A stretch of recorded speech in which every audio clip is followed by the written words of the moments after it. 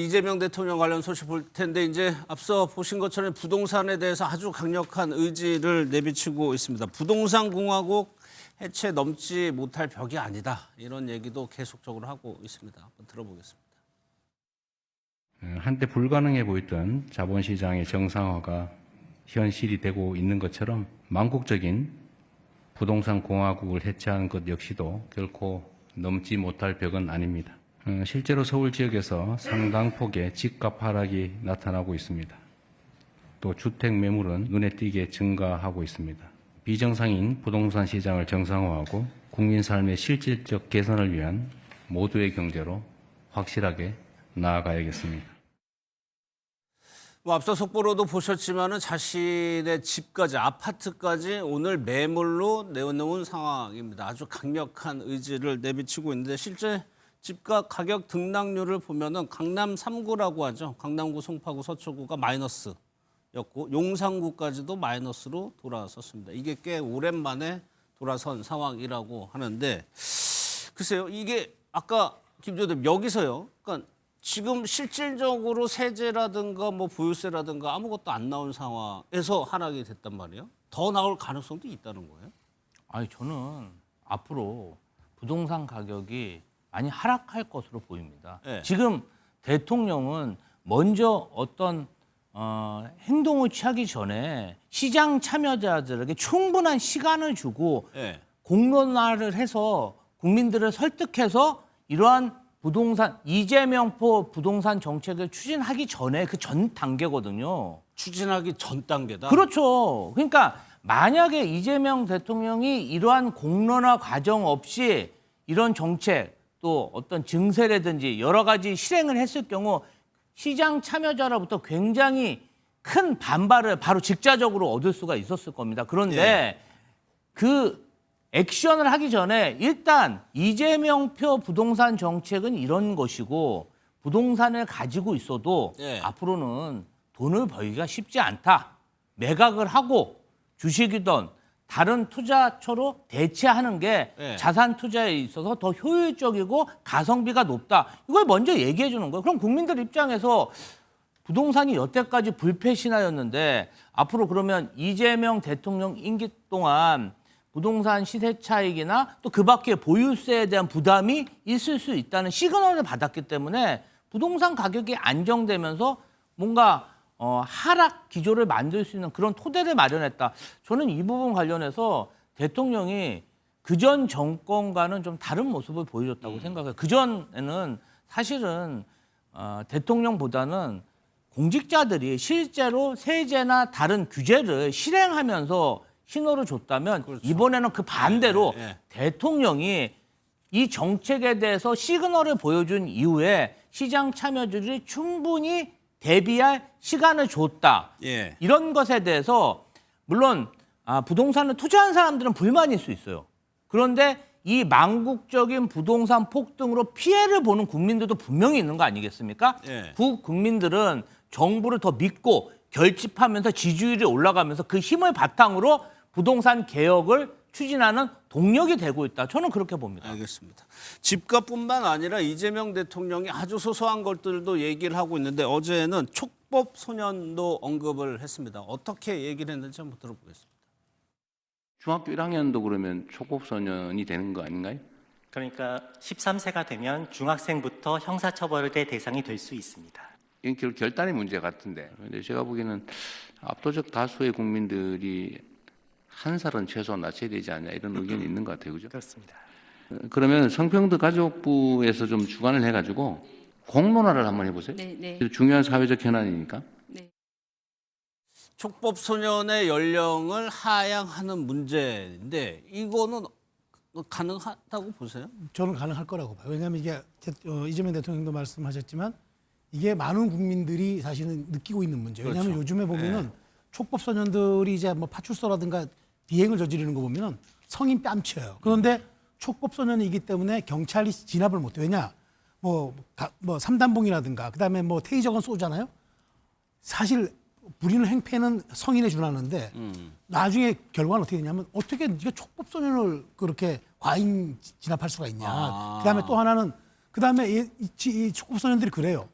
어디 한번 해보라고. 예. 난 촉법선언이라 괜찮아. 이미 다 알아요. 법망도 피해 다녀요. 근데 저는 대통령을 보면서 이런 생각이 드는 게 아까 제가 대통령의 자신감은 그게 이제 기분과 감정이 아니라 조건이라고 얘기했잖아요. 예. 아까 제가 이제 두 가지 말씀드렸죠. 국정 지지율과 그다음에 이제 말씀드린 대로 상대가 좀 지리멸을 한다. 예. 세 번째가 뭐냐면 어젠다의 힘이에요. 대통령만큼 어젠다 파워가 큰 사람이 없어요. 그렇죠. 딱 공론화시키는 순간 문제를 던지는 순간 지금 부동산이 그렇게 두 달 동안 불이 붙은 거 아닙니까? 예. 지금 부동산 대통령이 지금 집까지 내는 정도 자신감 보이죠? 어젠다 세팅은 대통령이 꺼내놓으면 그게 곧 사회적 의제가 돼요. 저 언론 정치권이 다 다 붙이죠. 그다음에 예. 요새 보세요. 촉법선언뿐입니까? 생리대, 교복에 이르기까지 국민 실생활에 관련돼 있는 얘기들 꺼내요. 실제 그다음에 통합 문제 꺼내가지고 어쨌든 지금 TK하고 호남은 통합되는 것 아니겠어요? 그러니까 이런 것들이 대통령의 의지의 힘이 그 정치인의 힘인데 대통령이 완전히 좀 제가 이런 표현 하지만 즐기고 있다. 즐기고 있다. 그러니까 던져서 사회적인 어떤 이슈를 올려내고 그걸 또 관철시켜내는 이 선순환 구조가 대통령한테 굉장히 힘이 지금 가고 있는 이런 형국인데 그렇지만 저는 의제의 힘을 즐기는 건 또 대통령으로서 당연히 국가를 발전해서 즐기는 건 좋은데 이런 부분들이 이제 좀 지방선거랑 관련이 있다 보니까 예. 좀 표심과 좀 직접적인 것들에 오해가 없는 선에서 하면 괜찮은데 너무 과하게 가면은 또 그런 역풍도 불 수 있기 때문에 적절한 의제 선정이 필요하다라는 말씀드립니다. 알겠습니다. 또 하나 글이 이것도 좀 애매모호한데, 그러니까 SNS에 칼럼을 이제 이재명 대통령이 공유를 했습니다. 그런데 그 내용의 칼럼이 이런 한겨레 신문 칼럼인데 뉴 이재명 저희도 몇 번 이제 소개를 해드린 적이 있는데 뉴 이재명과 같은 요거를 이제 칼럼을 같이 공유를 했어요. 그리고 나서 원래 대통령 스타일은 기사를 공유하고 뭔가 의견을 쓰는데 의견을 안 냈단 말이에요. 네. 이건 무슨 의미로 좀 제가 볼 때는 그만해. 당에서 이제 이런 논란이 많았었잖아요. 뭐 네. 뉴 이재명 이렇게 얘기하면서 당이 저런 예를 들면 어떤 네이밍을 통해서 올드한 어떤 당원과 새롭게 들어온 당원간을 갈라치게 하는 모습들이 보이게 되고 네. 또 그 이전 같은 경우도 마찬가지입니다만 정청래 당대표와 또 뭐 예를 들면 친명이라고 얘기되는 것처럼 또 어떤 그 네이밍을 해서 서로 갈등을 빚게 하는 일이 벌어지고 있는데 그런 거 하지 마. 지금 뭘 해야 돼? 아까 말씀하셨던 것처럼 지금 부동산 문제 제대로 잡아야 돼.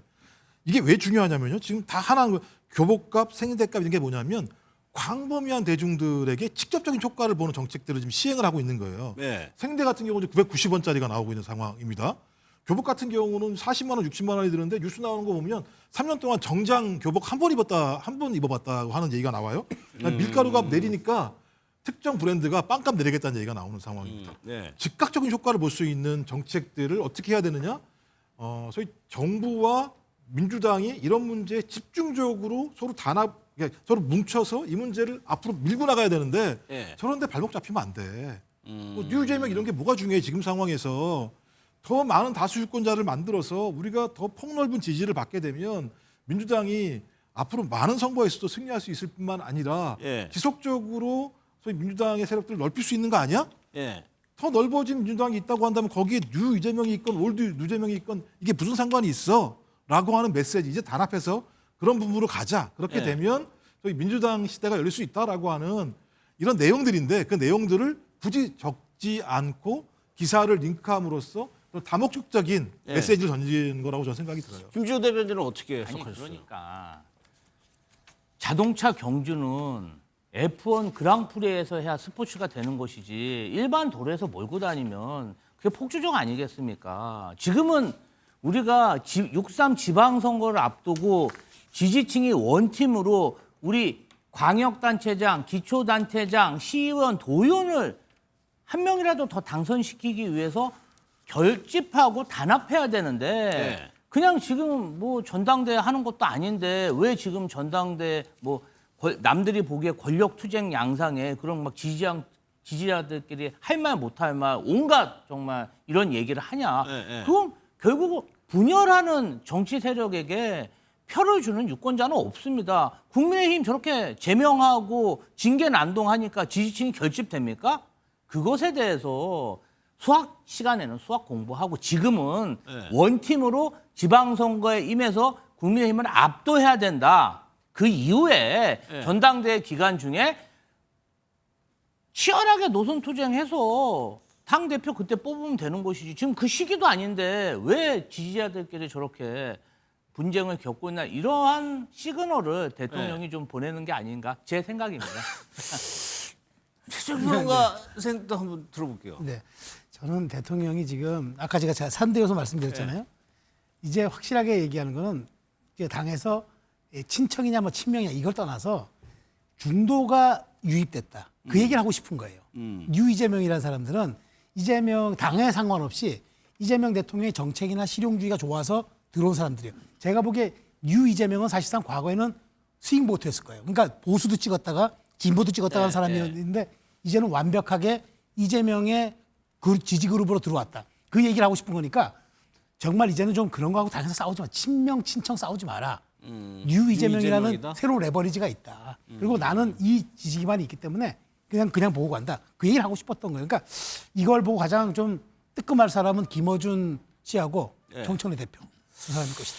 알겠습니다. 별다른 코멘트는 없어가지고 이제 해석을 해봤습니다. 또 한 명 강훈식 비서실장이 이재명 대통령의 특사 자격으로 아랍에미레이트를 다녀왔는데 깜짝 선물을 들고 갔다고 합니다. 어떤 내용인지 한번 보겠습니다.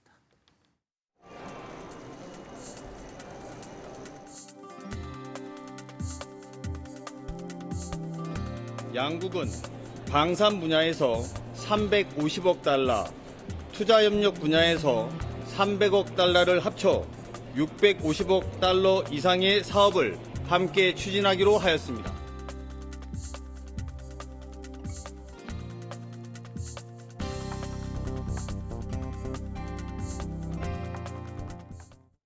그 선물이 지금 한참 유행이 두쫑크라는 건데 그쪽 지방에서는 이렇게 뭐 달콤한 디저트 이런 걸 챙겨가는 게 예의라고 뭐 그러기도 예, 하더라고요. 그리고 이제 그렇게 그쪽은 그런데 지금은 거의 저걸 K푸드라고 얘기할 정도의 상황이 된 그렇죠. 거니까 K 예. 디저트가 되는 상황이고요. 저는 저 메시지는 이제 더 좀 아까 그 기사를 인용했던 거랑 유사한 건데 네. 강훈식처럼 해 이런 거란 생각이 들어요. 그러니까 아, 실적인 성과를 내야 된다. 성과. 예, 지금 보면 그러니까 이재명 대통령이 이 트렌드에 민감한 게 뭐냐면 세계경제포럼이라는 곳에서 무슨 얘기를 했냐면 앞으로의 전 세계인들 같은 경우는 민주주의를 제도와 절차를 중시하는 게 아니라 예. 거기서 어떤 성과가 나오는지에 대해서 중시할 수밖에 없다. 그래서 제대로 된 민주주의를 하기 위해서는 성과를 내야 된다. 예. 정부가 이런 얘기를 했었거든요. 근데 여기 가서도 마찬가지입니다만 지금 보니까 방산 분야가 약 한 50조 원, 투자 분야가 한 42조 원, 그래서 총 한 92조 원 정도의 성과를 가지고 온 거죠. 예. 그러니까 이런 성과를 가지고 와서 한쪽으로는 지금 방산 분야인데 우리 주식 같은 경우도 지금 방산 업체 같은 경우 상당히 주식이 상승하는 형태가 있고 이 투자 분야도 마찬가지인데요. 인공지능, 원전, 문화 이런 부분에 대한 어떤 협력 사업들을 하고 있는 거예요. 예. 그러니까 이런 협력 사업을 통해서 우리 어떤 이재명 정부와 민주당이 국민들에게 실질적인 성과들을 낼 수 있는 모습들을 가시화시키는 게 중요해. 그리고 그걸 누가 하느냐? 비서실장이 옛날에 비서실장이 그렇게 안 했었거든요. 그렇죠. 비서실장이 예. 직접 다니면서 세일즈 외교를 하고 있는 거죠. 그러니까 저건 뭐냐? 대통령의 특명을 받고 저런 일을 하고 있는 거예요.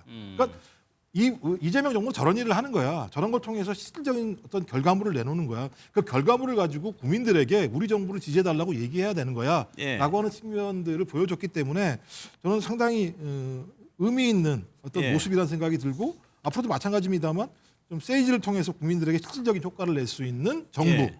정당이 돼야 된다. 뭐 이런 방향성들을 보여주는 상징적인 어떤 사진이 아닌가 생각이 들어요. 그러네. 김정부 원장님 얘기를 듣다 보니까 강훈식 실장이 저번에 그 수지화했은가요? 그 만나러 출장 가기도 하고 비서실장 예전에 비서실장의 역할에서 벗어나는 행동도 굉장히 많네요. 이런 활동들이. 지금 뭐 강훈식 비서실장은 전통적인 비서실장상은 아닌 것 같습니다. 네. 거의 국무총리의 버금가는 국정 현안을 해결하고 있는데 아무래도 다선 국회의원이었고 예. 민주당 내에서도 굉장히 그 젊은 세대의 민주 지도자들 중에서 굉장히 앞서 나가는 그러한 정치 지도자이기 때문에 뭐 이재명 대통령의 속내는 제가 모르겠지만 네.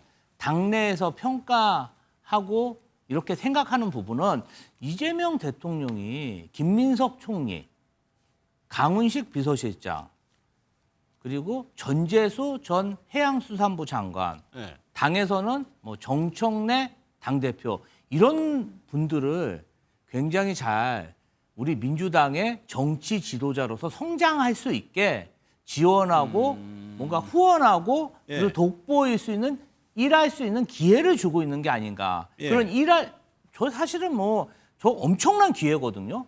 저런 어떤 국정을 운영하고 성과를 낼 수 있고 일을 할 수 있는 기회를 예. 대통령이나 일부 측근들이 독차지하는 게 아니라 민주당의 내일을 위해서 유망한 정치 지도자들에게 기회를 주고 있다. 이렇게 예. 많이 평가하고 있습니다. 근데 사실은 그 더 넓게 활용하는 측면에서 강훈식 비서실장은 바쁘잖아요. 맨날 청와대를 빌 게 아니고 양승조 전 충남지사 이런 분들 좀 특사로 보내고 그냥 계속 강훈식 예? 실장만 가니까 그것도 좀 너무 좀 넓게 쓰셨으면 좋겠다 이렇게 예. 생각합니다. 뭐 운동장을 넓게 쓰라는 얘기는 지금 저 이래 얘기잖아요. 지금 충남하고 대전 합치는 거. 예. 근데 그건 사실 제가 보기 어려운 것 같은데 사실 이렇게까지 많이 활용도를 높이는 거는 결국 거기에 좀 방점이 찍힌 것 같은데 예. 제가 보기에 강훈식 비서실장에게 이번 지선 출마의 기회는 없을 것 같다라는 생각이 들어서 예. 저렇게 열심히 하는 건 국가를 위해서 좋지만 본인의 정치적 영달을 위해서는 조금 좀 약간 지금 상황이 조금 구성되지 않고 있는 거 아니냐 싶어요. 알겠습니다.